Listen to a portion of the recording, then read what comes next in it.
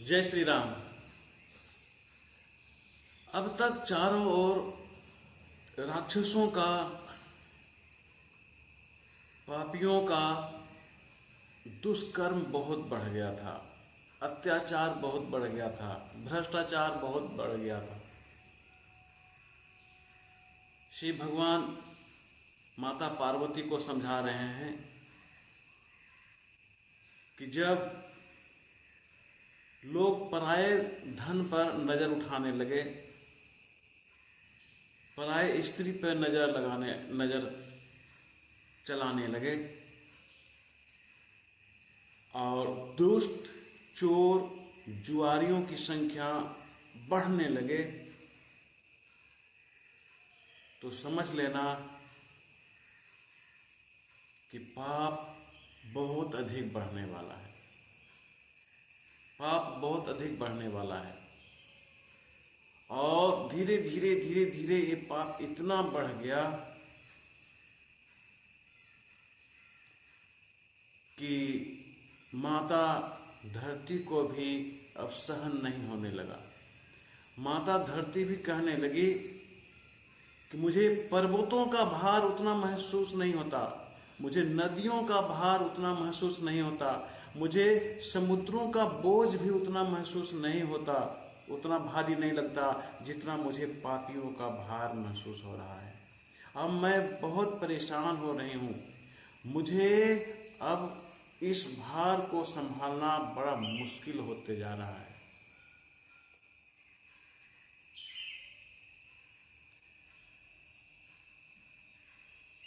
मीराबाई की एक पंक्ति यहाँ पर याद आ जाती है, मैं उसको बोलना चाहता हूँ, जिसको बहुत प्रसिद्ध भजन गायक अनूप जलोटा जी ने बहुत ही अमृतमय स्वर में गाया है। गलती के लिए मैं उनका क्षमा प्रार्थी हूँ अगर कहीं गलती हो गया हो तो। उन्होंने गाया है भजन जिसकी दो पंक्तियां मैं यहाँ बोलता हूँ। रंग दे चुनरिया। ये भजन पर अनूप जलोटा का जो स्वर है अमृत बिखेरने वाला है और उसकी दो पंक्तियां हैं वो बहुत है, अंदर से हिला देती है। वो है, जल से पतला कौन है, कौन भूमि से भारी, और कौन अगन से तेज है, कौन काजल से काली, रंग दे चुनरिया। इसका जवाब भी उन्होंने बहुत ही अमृतवाणी में गाते हुए दिया है। जल से पतला ज्ञान है, पाप भूमि से भारी, और क्रोध अगन से तेज है, से काली, रंग दे चुनरिया। यहाँ भी कुछ ऐसा ही है। माता धरती अब पापियों को पाप कर्म करते करते करते करते वो सह नहीं पा रही है। पापियों के पाप कर्म के बोझ को सह नहीं पा रही है, तभी तो कह रही है कि मैं पर्वत को सह सकती हूँ, नदियों के भार को सह सकती हूँ, समुद्रों के भार को मैं आसानी से तिनके के समान सह सकती हूँ, लेकिन इन आतिताइयों का, इन राक्षसों का जो पाप है मुझे इतना भारी महसूस होने लगा है कि मुझसे सहन नहीं होता। ये सब सब सब का मालिक रावण है। इसलिए एक बार बहुत दुखी होकर धरती माता गौ का रूप धारण कर वहां चले गई जहां सभी देवी देवता लोग थे। सभी देवी देवता लोग, ऋषि मुनि लोग छिपे हुए थे राक्षसों के भय से।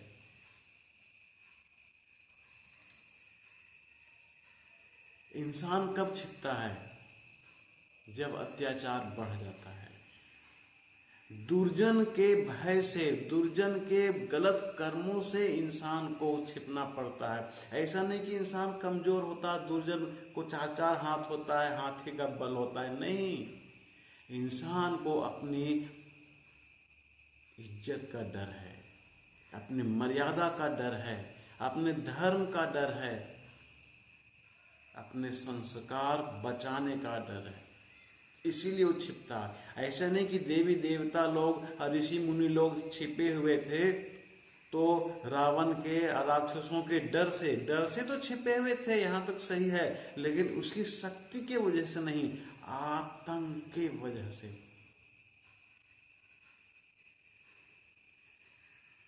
आज भी आप रोड से, सड़क से पास करो, अगर कोई पागल रास्ता में मिल जाए, अगर वो आपको एक पत्थर मार दे तो क्या आप उसको 2 पत्थर मारोगे, या एक पत्थर मारोगे, या 2 शब्द बोलोगे? नहीं, प्रणाम करके निकल जाओगे, या तो कुछ नहीं बोलोगे, फिर जाओ।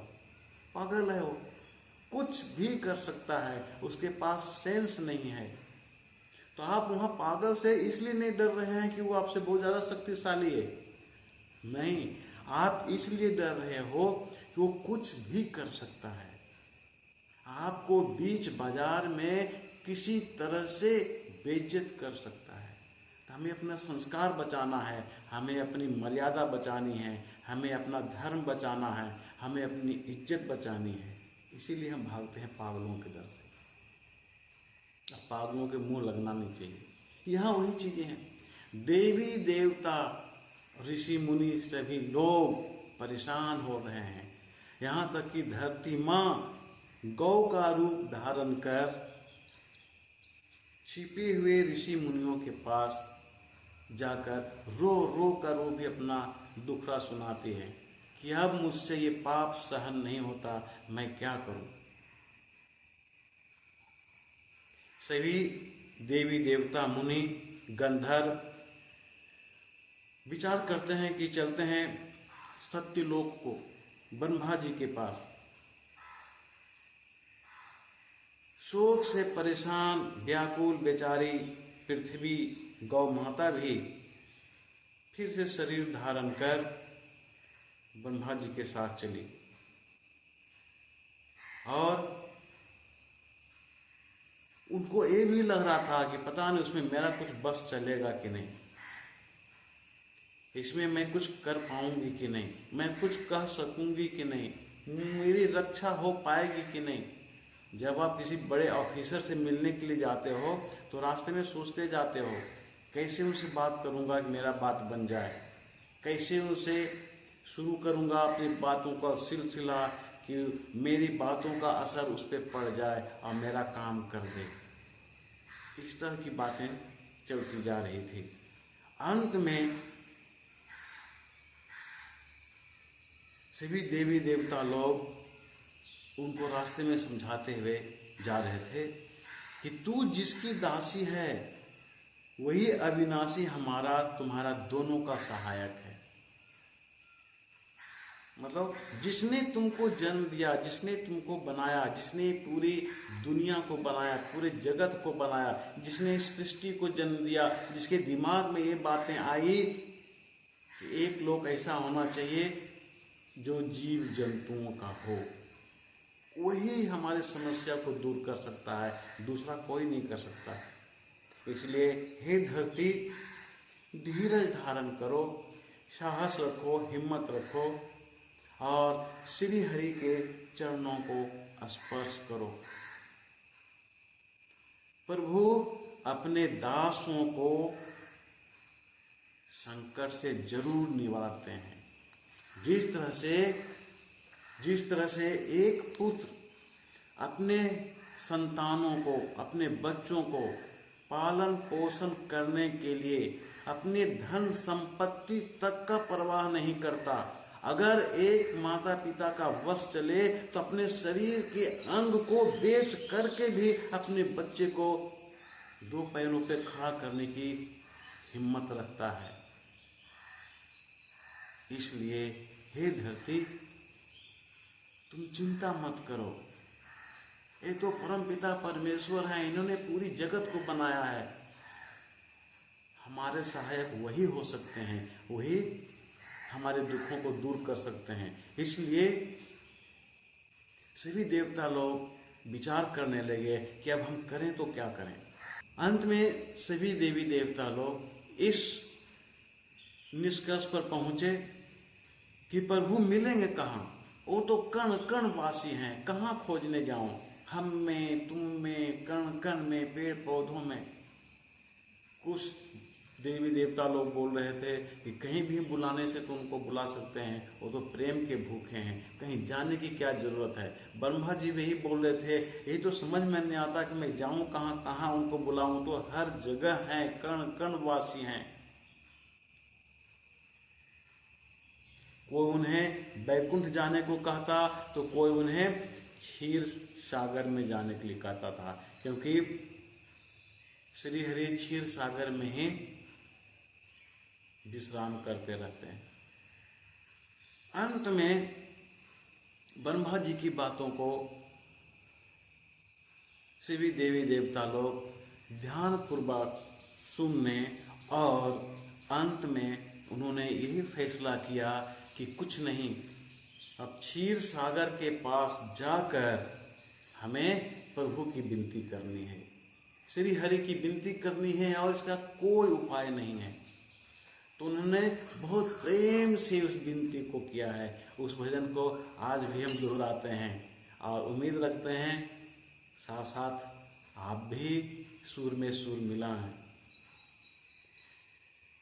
जय जय सुरनायक जन सुखदायक प्रणत पाल भगवंता, गोद हितकारी जय असुरारी सिंधु सुता प्रियकंता, पालन सुर धरनी अद्भुत करनी मरम न जाने कोई, जो सहज कृपाला दीन दयाला करहूँ अनुग्रह सोई। उन्होंने कहा, हे देवी देवताओं के स्वामी,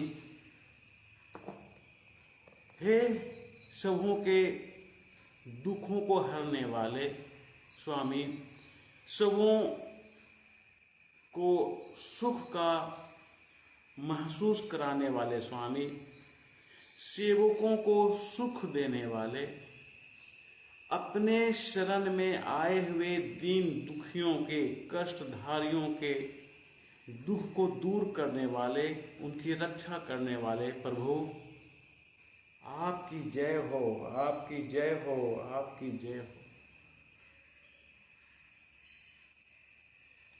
हे गौ माता का हित करने वाले प्रभु, ब्राह्मणों का हित करने वाले प्रभु, असुरों का विनाश करने वाले,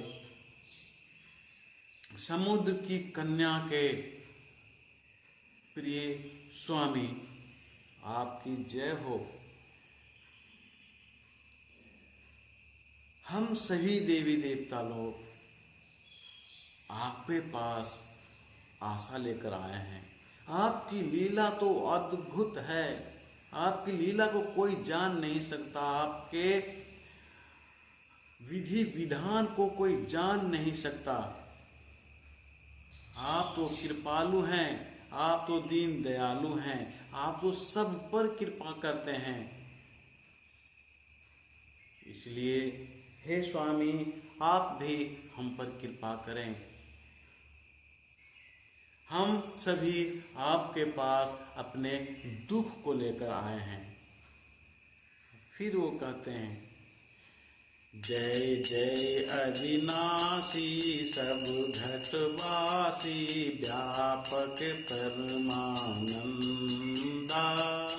अधिगत गोतीतम चरित पुनीतम माया रहित मुकुंदा, जेहि लागी विरागी अति अनुरागी विकट मोह मुनि वृंदा, निशि बाकर ध्यावहि गुनि गण गावहि जयति सच्चिदानंदा। हे अविनाशी, आप तो ऐसे हैं ना तो जिनका जन्म होता ना तो जिनका नाश होता। आप तो अविनाशी हैं, सबके हृदय में निवास करने वाले हैं। आप तो अंतर्यामी हैं, आप तो सर्वव्यापी हैं, सबको आनंद देने वाले हैं। आप तो अज्ञेय इंद्रियों से परे हैं, पवित्र चरित्र वाले हैं, सबको मोक्ष देने वाले हैं, सबका उद्धार करने वाले हैं। आपका जय हो। आप तो कण कण में हैं, हर एक जीवों के अंदर में हैं। जैसे अग्नि होता है ना, अग्नि में कई चिंगारियां होती है, तो जिस तरह से एक चिंगारी अग्नि का एक रूप है, उसी तरह से सभी जीवों के अंदर जो आत्मा है वो परमात्मा का एक रूप है। इसलिए हे परमेश्वर, आप तो हर जगह हैं, आप हमारे भी दिलों में हैं, सबके दिलों में हैं। आप सभी के कष्टों को जानते हुए भी आप छिपे हुए कहाँ हैं प्रभु?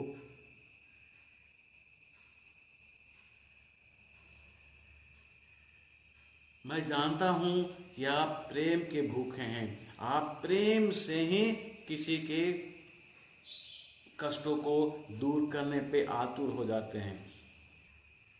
इसलिए हे प्रभु, जिनका दिन रात 24 घंटा साधु संत मुनिगण गुणगान करते रहते हैं, जिनका गुणगान साधु संत रात दिन 24 घंटा करते रहते हैं, उस सच्चिदानंद की जय हो। आगे फिर साधु संत लोग गाते हैं,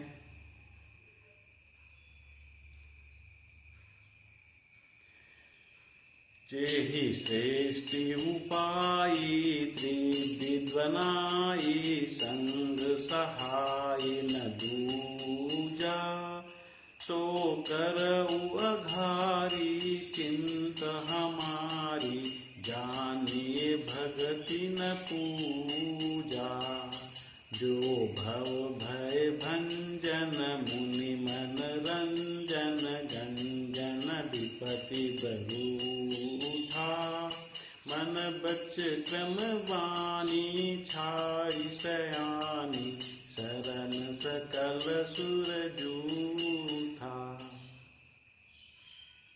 आगे कहते हैं, सारी साधु संत लोग विनती कर रहे हैं कि प्रभु, मैं तो भक्ति से हीन हूँ, भक्ति करना नहीं जानता, ज्ञानहीन हूँ, मुझे ज्ञान नहीं है। किस तरह से मैं आपका विनती करूं मुझे वो भी पता नहीं है। लेकिन इतना मुझे पता है कि आपने सारे सृष्टि की रचना की, आप ही का 3 रूप है, आप ही त्रिगुण रूप में हैं। त्रिगुण ब्रह्मा विष्णु और शिव के रूप में आप ही हैं। आप ही के मन से उपजा हुआ ये सारे लोक का परिणाम है।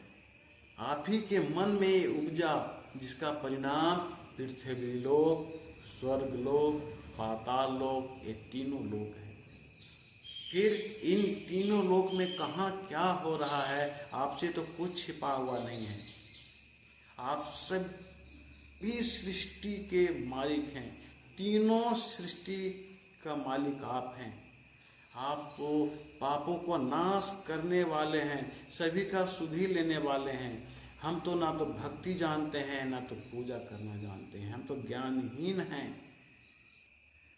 हे सच्चिदानंद, विपत्तियों को नष्ट करने वाले, विपत्तियों के समूह को नष्ट करने वाले, मुनियों के दुख को दूर कर उसके मन में आनंद भर देने वाले, हम सभी देव देवता समूह में मन, वचन और कर्म से आपके पास आए हुए हैं। आप कृपा कीजिए प्रभु, आप कहाँ हैं? आप कृपा कीजिए। आगे फिर कहते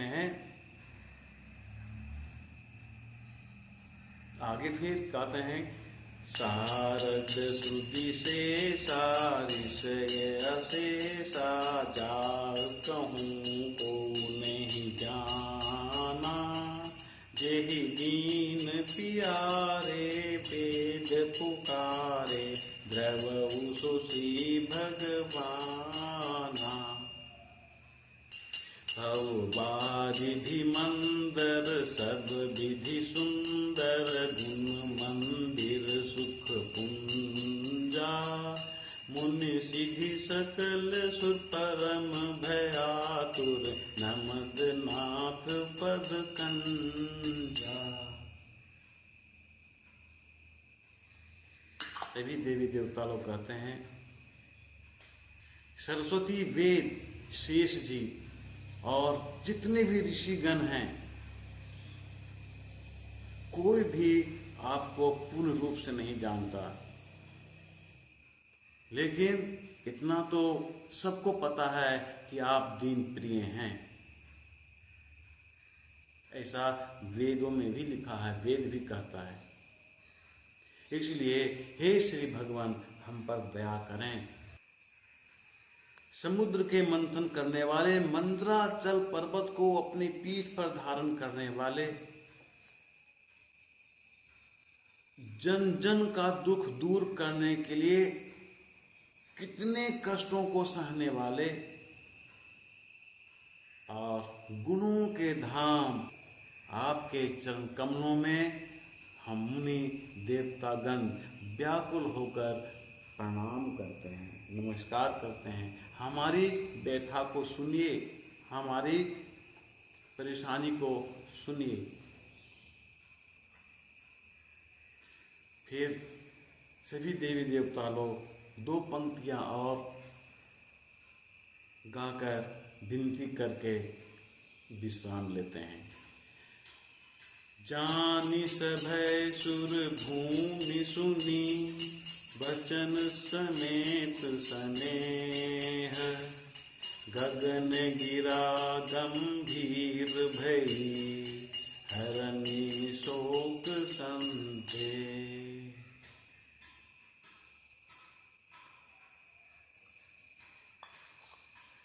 सभी देवी देवताओं को, सभी ऋषि मुनियों को, यहाँ तक कि पृथ्वी को भी भयभीत जानकर और स्नेह से भरे हुए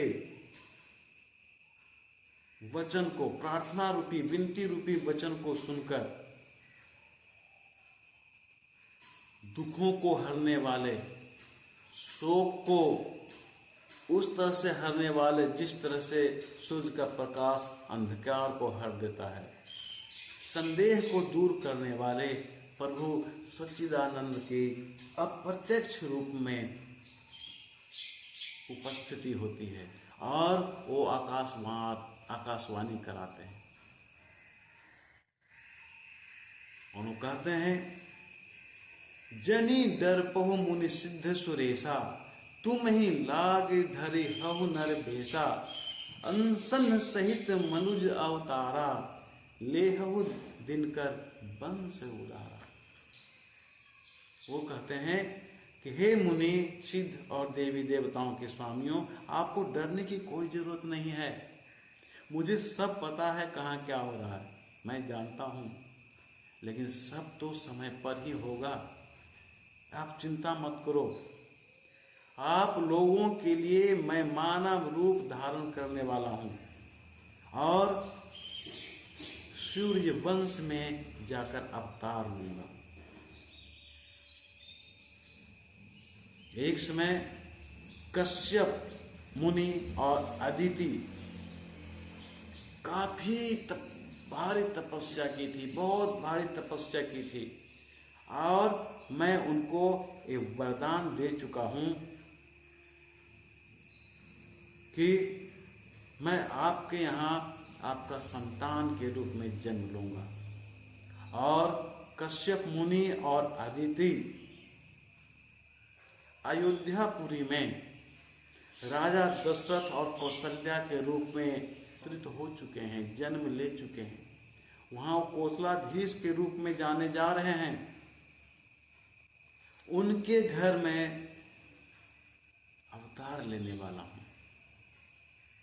मैं रघुकुल में अपने 4 भाइयों के साथ अवतार लूंगा। इसलिए हे धरती, हे समस्त ऋषि मुनि, देवी देवतागण और समस्त प्राणी, आप चिंता ना करें। हर चीज का एक समय होता है और आपके इन सारे दुखों का निवारण भी होगा। आगे सच्चिदानंद श्री हरि कहते हैं कि मैं पृथ्वी का सब भार को हर लूंगा, मैं अपने आप में विलीन कर लूंगा। तुम निडर हो जाओ। जब ये सब बातें आसमान से सारे ऋषि मुनियों को सुनाई देता है, सभी ऋषि मुनि देवी देवता लोग सुनते हैं,